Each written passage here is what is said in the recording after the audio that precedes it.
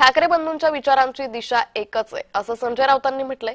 राज्यात गुलामांचा बाजार भरलाय, गुलामांच्या राज्याचे बादशाह दिल्लीत आहे। संजय राऊतांनी नाव न घेता शिंदे आणि मोदी शहांना टोला लगावलाय। तर उद्धवराज एकत्र आल्याचा फायदा शिवसेनेला नक्कीच झाला। ठाकरे बंधूंच्या प्रीतिसंगमामुळे भीतिसंगम निर्माण झालाय, संजय राऊतांनी हे स्पष्ट केलंय।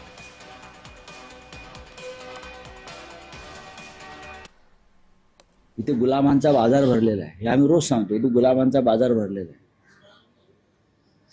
तुम्ही काही माणसाच्या मताला, विचारांना आणि जगण्याला काही किंमतच ठेवली नाही। सर्व काही पैशानं, तोही भ्रष्ट पैसा तोलला जातो। म्हणजे भारतीय जनता पक्षाचे जे मांडलिक राजे आहेत, एकनाथ शिंदेसारखे, ते सुद्धा स्वतःला या राज्याचे बादशाह समजून या गुलामीच्या बाजारामध्ये बोली लावत आहेत।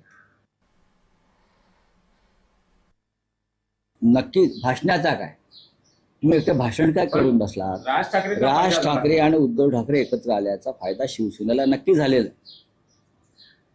हे मोकळेपणानं सांगायला उद्धव ठाकरे मागे राहत नाहीत आणि आम्ही मागे राहत नाही। आणखी एक भावनिक क्षण होता, तुम्ही भगवीशाल देत होता राज ठाकरेंना, उद्धव ठाकरेंना, राज ठाकरेंचा सत्कार करायला।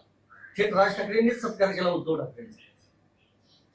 शेवटी ते आता बोललो ना, प्रीतिसंगम आणि त्या प्रीतिसंगमामुळे समोर भीतिसंगम निर्माण झालाय।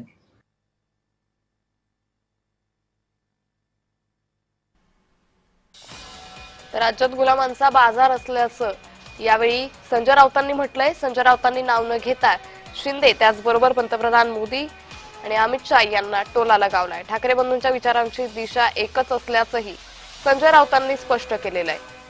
तर गुलामांच्या राज्याचे बादशाह हे दिल्लीत बसल्याचंही संजय राऊत यांनी म्हटलेलं आहे।